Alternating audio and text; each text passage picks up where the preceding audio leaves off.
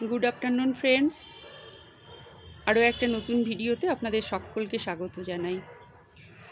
Viewers, আপনাদের জন্য আমি এই ভিডিওটি নিয়ে এসেছি।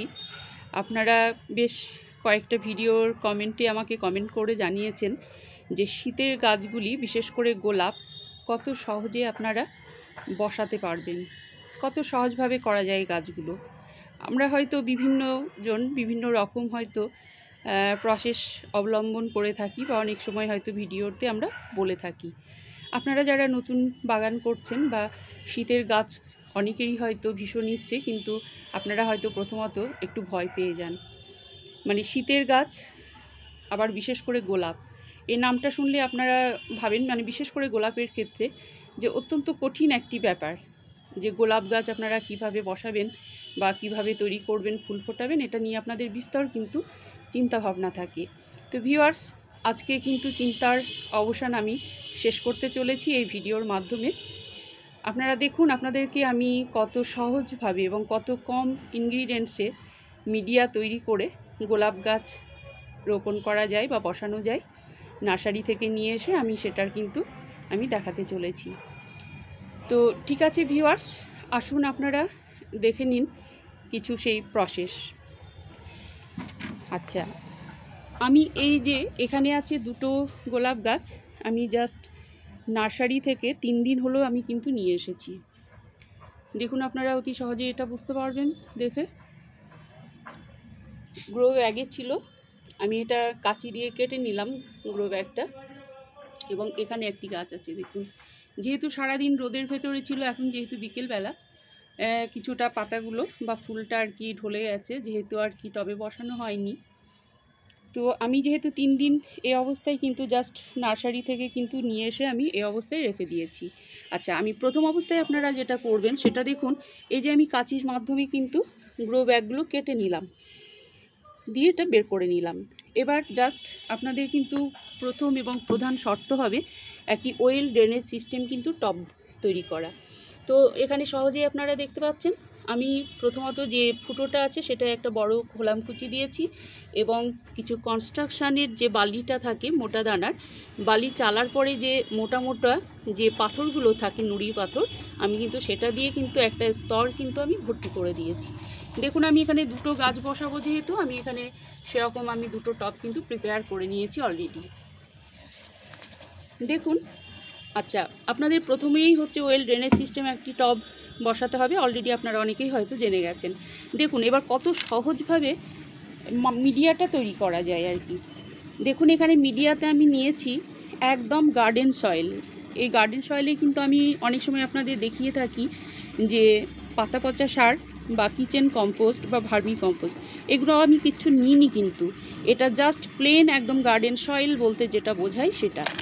তারপরে আমি একটা ভাগ নিয়েছি, দেখুন আমি বেশিরভাগটা নিয়েছি গার্ডেন সয়েল। এখানে আছে আমার গোবর সার, তারপরে আছে দেখুন কনস্ট্রাকশানের, এটা হচ্ছে লাল বালি। এবং এই যে লাল বালিগুলো চালার পরে যে নুড়ি কাকড়, যেগুলো পাথর মোটা দানা থাকে, আমি সেটা কিছুটা পরিমাণে নিয়ে নিয়েছি।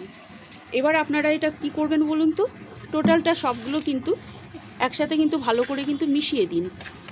দেখুন, অনেকে গ্লাভস ইউজ করতে পারেন, কিন্তু আমি এটা একটু আনইজি বোধ করি, কারণ আমি এক হাতে ক্যামেরা নিয়ে ভিডিওটা করি এবং এক হাতে আমি কিন্তু দেখাই, যার জন্য আমার একটু মানে একটু অসুবিধা হয়, এবং গ্লাভস পরে ঠিক ইজিভাবে ঠিক কাজটা করা যায় না। তো আপনারা চাইলে অবশ্যই কিন্তু করতে পারেন। দেখুন, আমি গার্ডেন সয়েল, লাল বালি, গোবর সার, জাস্ট আপনারা গোবর সার সবাই পাবেন। এবং একটা কথা বলে রাখি, যাদের কাছে গোবর সারটা অ্যাভেলেবেল না, তারা কিন্তু ভার্মি কম্পোস্ট আপনারা তার পরিবর্তে ইউজ করতে পারেন। ভার্মি কম্পোস্ট আপনারা ইজিলি পেয়ে যাবেন যে কোনো নার্সারিতে, এবং আজকাল তো বুঝতেই পারছেন অনলাইনে সমস্ত কিছুই পাওয়া যায়। তো এখানে আমি 4টে উপকরণ দেখুন আমি কিন্তু ভালো করে কিন্তু এখানে মিশিয়ে নিচ্ছি।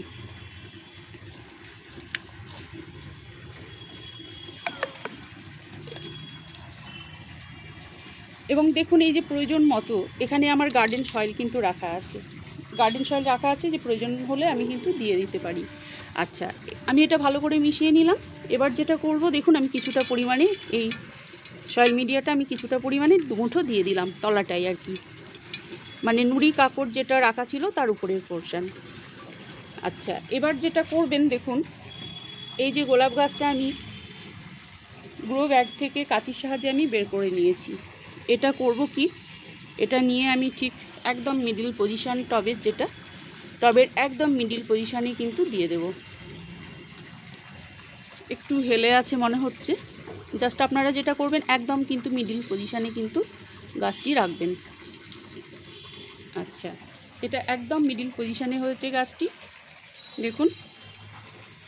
এবং এই যে ফুলটা দেখুন, ফুলের কালারটা কিন্তু অপূর্ব, শেপটা ভালো আছে এবং অপূর্ব কালার।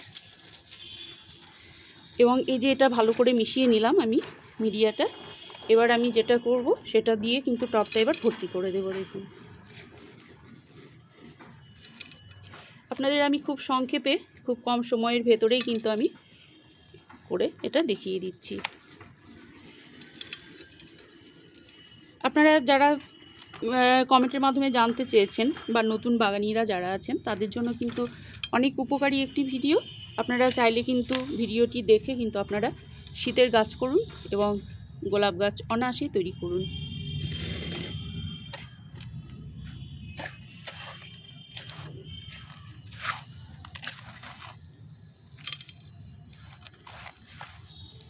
এই যে গোলাপ গাছের জন্য লাল বালি এবং সিন্ডারে কিন্তু গোলাপ গাছ ভালো হয়।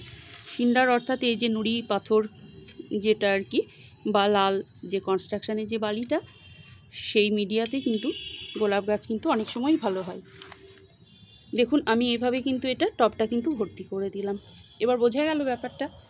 দেখুন কত ইজিভাবে কিন্তু আপনাদেরকে আমি কিন্তু এটা দেখিয়ে দিচ্ছি। আপনারা কিন্তু ঠিক এইভাবে নার্সারি থেকে শীতের গাছ নিয়ে এসে বসান। বিশেষ করে গোলাপ গাছ নিয়ে আপনাদের অনেক দুশ্চিন্তা যে আপনারা গোলাপ গাছ কীভাবে বসাবেন বা কীভাবে তৈরি করবেন, সেটা নিয়ে আপনাদের কিন্তু বিস্তর কিন্তু চিন্তাভাবনা। আমার আর একখানা গোলাপ আপনাদের দেখাই। দেখুন তো এই গোলাপটা কেমন লাগে দেখতে, কি দুর্দান্ত শেপ এবং কালারটা। জাস্ট আমি গাছ দুটো নার্সারি থেকে যেহেতু আমি দুটো নিয়ে এসেছি, আমি কিন্তু আপনাদের একটা দেখালাম এবং সেম প্রসেসে কিন্তু আমি এই গাছটিও কিন্তু টবে ঠিক বসিয়ে দেব। তো ভিউয়ার্স, আপনারা নিশ্চয়ই বুঝতে পারলেন যে গোলাপ গাছ আপনারা কিভাবে বসাবেন। আর একটা কথা বলি, আপনারা কিন্তু কেউ জানতে চেয়েছেন যে গোলাপ গাছের যে পোকা আক্রমণ থেকে কিভাবে বাঁচবেন, সেটা আপনাদের একটু বলে দিই। গোলাপ গাছে পোকা আক্রমণ হয়, সেটা হচ্ছে দেখুন, আপনারা মানে গরমের সময় যেহেতু ডরমেন্সি পিরিয়ড থাকে, গোলাপ গাছ সেভাবে ফুল দেয় না, অল্প বিস্তর হয়তো ফুল দিয়ে থাকে। আপনারা যেটা করবেন সেটা হচ্ছে অক্টোবর এবং অক্টোবরের দিকেই গাছটা ডিপ প্রুনিং করে দেবেন। ডিপ প্রুনিং করার পরে আপনারা স্যাপ ফাঙ্গিসাইড কিছুটা স্প্রে করে দেবেন বা গাছের গোড়ায়ও আপনারা দিতে পারেন। আর একটা জিনিস যেটা স্প্রে করবেন সেটা হচ্ছে রোগার এবং অথবা কাকা আপনারা 1 লিটার জলে 5 ml আপনারা দেবেন। ভালো করে কিন্তু এটা ঝাঁকিয়ে নেবেন, নিয়ে তারপরে কিন্তু আপনারা কিন্তু গাছে স্প্রে করবেন। তাহলে কিন্তু অনায়াসেই কিন্তু যে গোলাপ গাছের যে রোগ পোকা যেটা হয় সেটা কিন্তু নিমেষেই কিন্তু দূর হবে।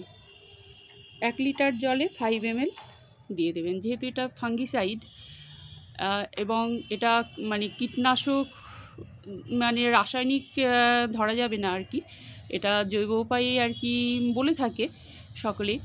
তো ঠিক এই প্রসেসে আপনারা করুন, স্প্রে করুন রোগার অথবা কাকা 1 লিটার জলে 5 ml দিয়ে আপনারা ভালো করে গাছটিকে আপনারা স্প্রে করে দেবেন।